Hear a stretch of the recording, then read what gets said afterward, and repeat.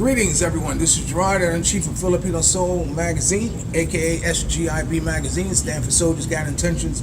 Believe that, because everyone should be soldiering for something. A dream, a goal, an idea, a train of thought, something. And on the PBG's production, stand for Photos by Gerard, the best, and freelance publicity photography. I know it's been a while since I posted something. I'm working on some projects, and I'm trying to pace myself in order for me to do everything to the best of my ability, which is something that we all should do, is that when we get involved in something, a project, or whatever it is, to always put our best foot forward and try to do the best that we can do at whatever it is we're doing. Boy, I guess you can call this your moment of sin. This is the life. How would you like to have your coffee this morning in a beautiful pool? I didn't catch the weather in New York this morning, but something tells me it's cold, although they say it's getting warmer. Hey, que sera, sera. As you notice, I'm sporting a new look. My tooth broke. I bit down on something, came out, but anyway, Diamond just had all hers done, so next month I start working on mine. Because when I get back to the States, I want to be flashing that gorgeous Gerard smile.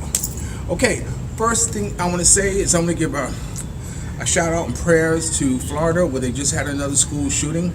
It is something that has happened before. It is something that probably will happen again, but it's something that's unfortunate in this day and time that it continues to happen, that young people, whether it be through social media or whatever, seems to find it in their heart to want to make a statement by massacring innocent people. So for right here and now, I'd like to say my prayers are with you, and Godspeed to everyone involved, and I hope the young man gets some help. Okay, what kind of help it is, I don't know, but the funny thing is that they said that they knew what his mental state was, because some of the kids during the interview said that if we all knew, if someone was to do this type of thing, this cat would have done it, because he liked firing guns. He wasn't the kind of people that people like to be around, and so let this be a pull-up to anyone that if you know someone like that, we have to look out for ourselves, and that's one thing that we have to do. Rather, it's in our homes, because sometimes that's where it starts, in our schools, in our workplace, in public.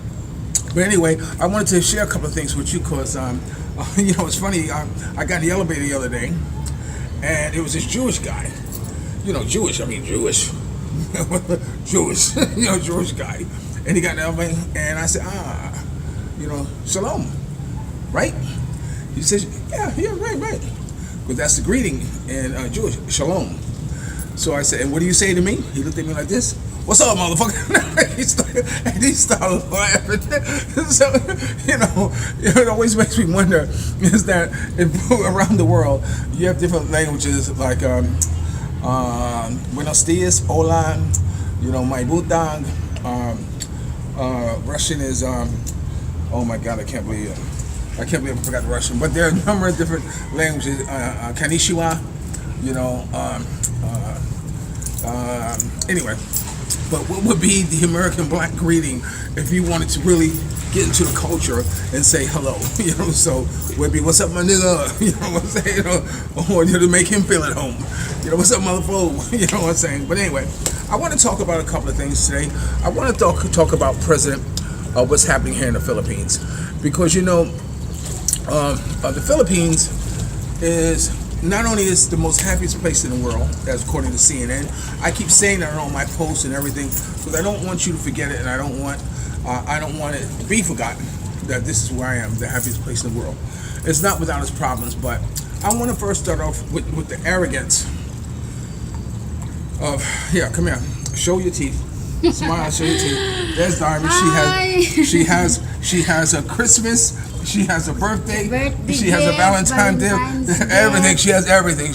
You could kind of say, I fill her mouth with gold. I can fill her mouth with gold and give her ass away. But now she has her teeth, so that's a good thing. Smile. Okay. All right. So anyway, I'm going to point out the arrogance of the United States. The battery's going to die, so let me try to get through this, because I didn't need to charge the phone. There was a time when the United States invaded the Philippines. They invaded the Philippines to the point of the instruction to the generals were to devastate it into a wasteland, an island, to totally wipe out this island, kill everything, what have you. And of course, being soldiers of whatever it is, they looted the country. They looted the country, and they also took this bell that belongs to the Filipinos.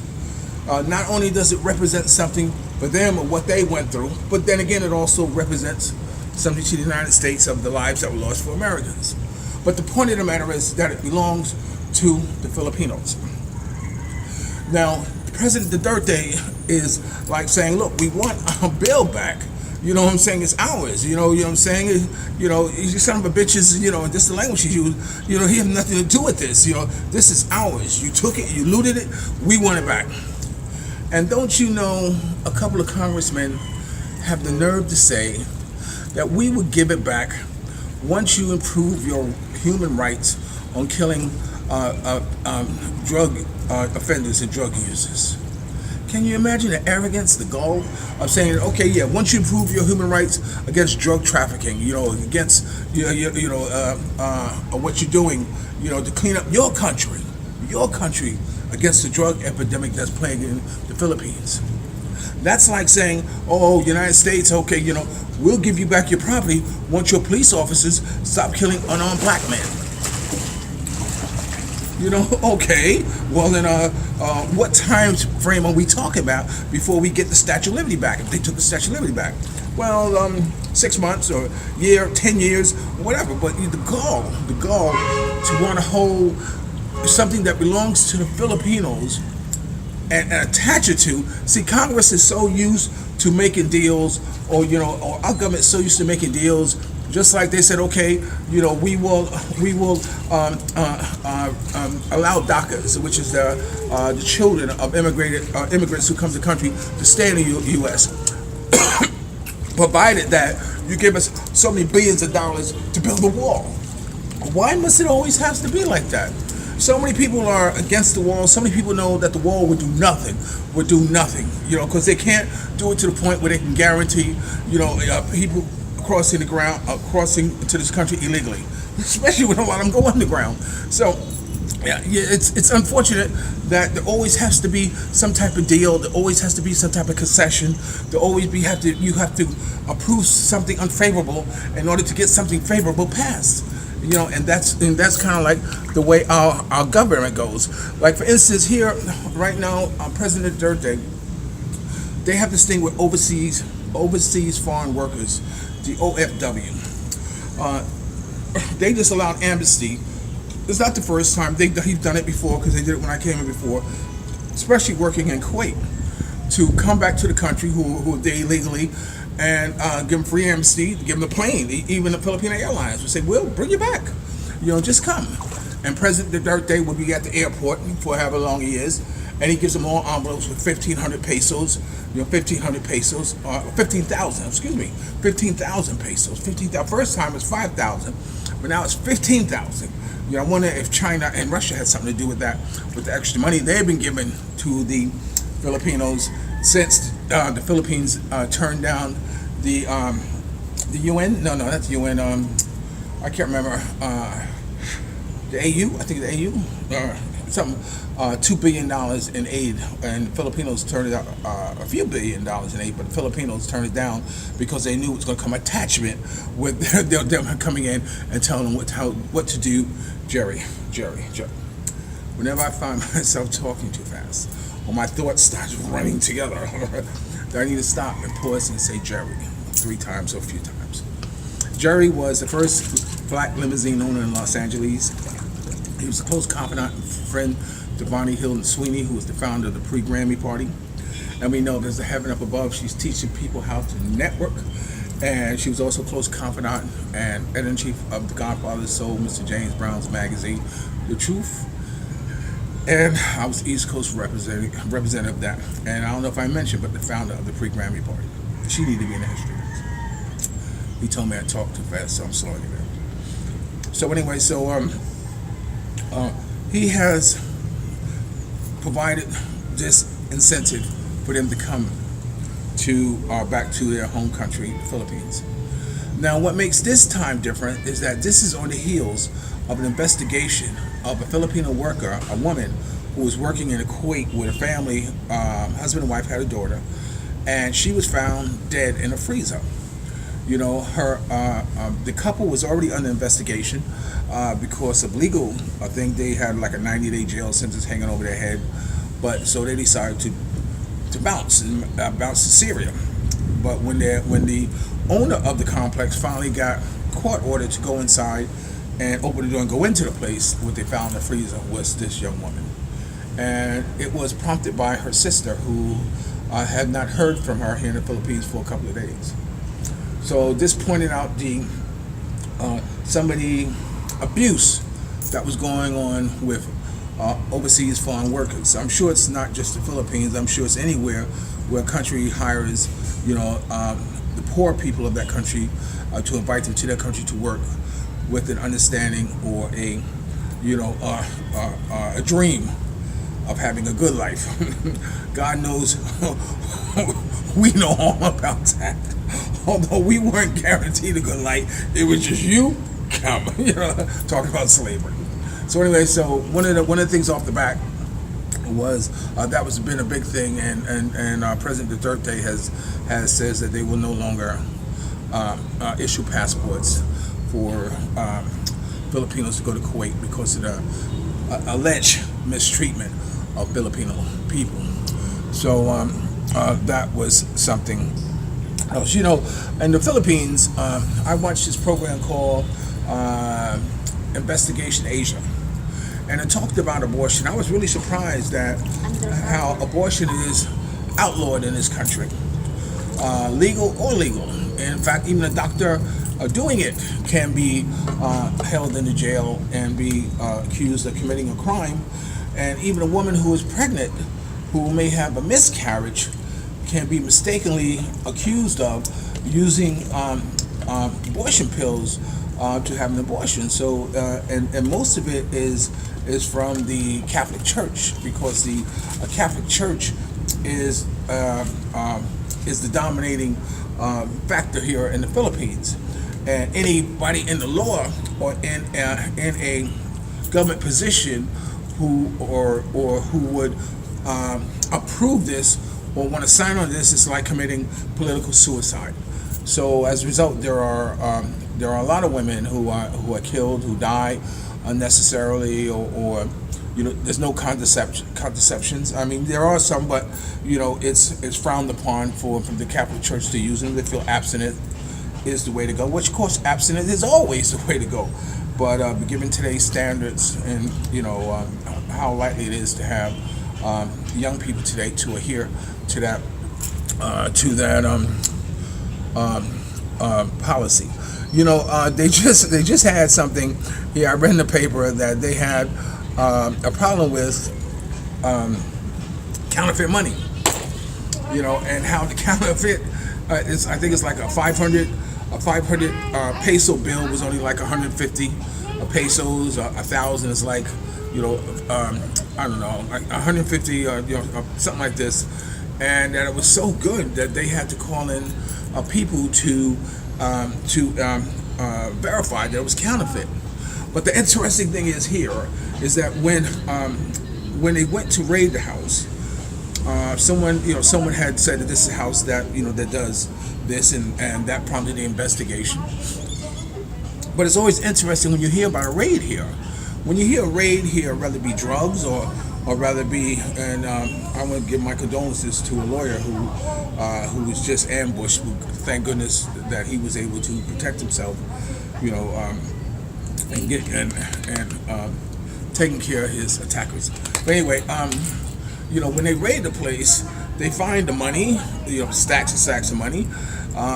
They find like 138, with 12 bullets, or something like this, or when they have a big drug bust, you only find like one gun. You know what I'm saying? So it's kind of funny to me, because in any raid in the United States, whenever you raid a home based on drugs or whatever, you find a whole sash of weapons. You have a whole sash of ammunition. And it just goes to show you that if you could control your borders, you can control what comes into your country.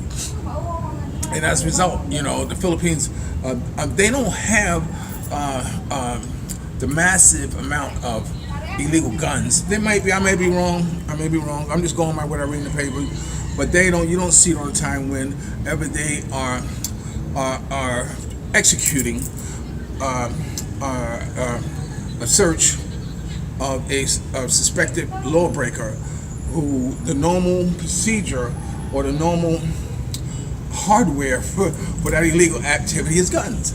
You very seldom hear them find more than one or two. So that was interesting to know. Also, President Duterte, they have these luxury high-end cars that come into the country or smuggled in. And so, unlike our country, whenever cars are confiscated during drug raids or whatever, our thing is that, we sell them at auction. You know what I'm saying?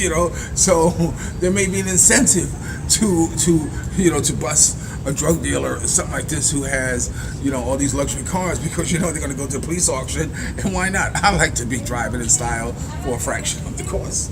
Well, here it's different. The president just witnessed 61 million pesos worth of illegal high-end cars being destroyed. What they do here is that when vehicles of that nature are smuggled into the country or whatever, is to deter, smuggling into this country, and to deter the possibility of it being a means and ways for people to bypass taxes, whatever, to own these luxury vehicles. He destroys them. So kudos for him for destroying those high-end vehicles.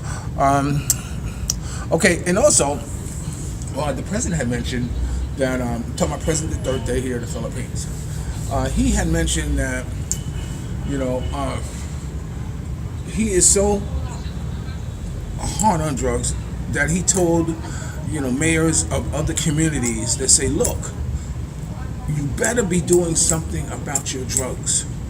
He said, because if you're not doing something to purge the disease of drugs, then that means you are complicit in harboring and sheltering those drug lords who are involved in that, which is interesting. Just imagine, just imagine them saying that, look, if you're not part of the solution, you're part of the problem.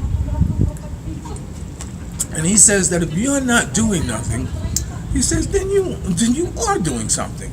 You're having a blind eye to it.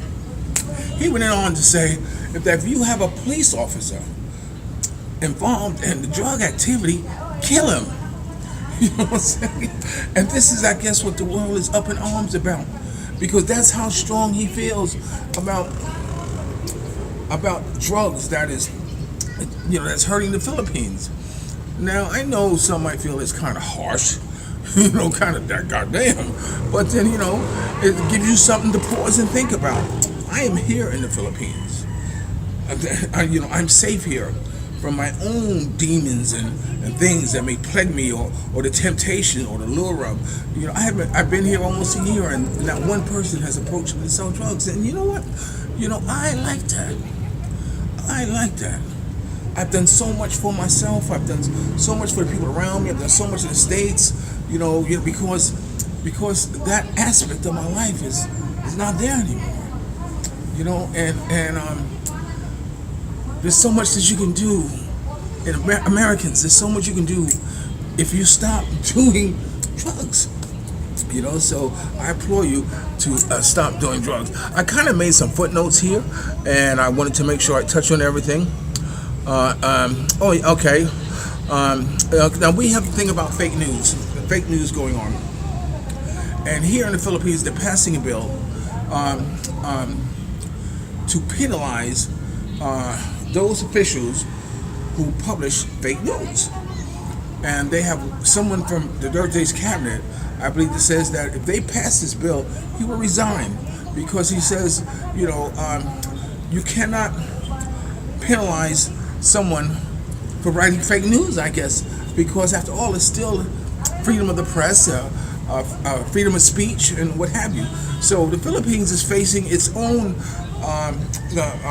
battle with fake news. In fact, a few months ago, they had a hearing because they had this one woman, they had her in the hot seat in front of Congress here, explaining why she's writing fake news. I don't know whatever happened to her, but I haven't heard much about her. But they have their own battle here with fake news. So I just wanted to see if there's anything else I left out that I wanted to point out to you. Okay, corrupt police officer. Okay, all right. So so that's just about it.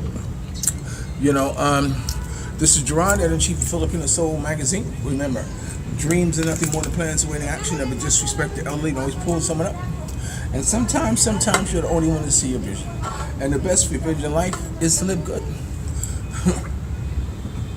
Check me out. I'm living good today. I hope you are too. And if you haven't got a dream, a goal, an idea, a transport, don't worry about it. Do what I do. Get as much as you can, as fast as you can, and go home. I'll tell you something else. Here in the Philippines, on Valentine's Day, girls don't give guys Valentine gifts. And I think that kind of sucks. You know what I'm saying? So get as much as you can, as fast as you can, and go home. And remember, I'll always love you more. And if you're lucky enough to have a good woman like Ollie Woodson, former lead singer of The Temptations, always some. Treat her like a lady. And ladies, if you're lucky enough to have a good man, what can I say? Make him feel like a king.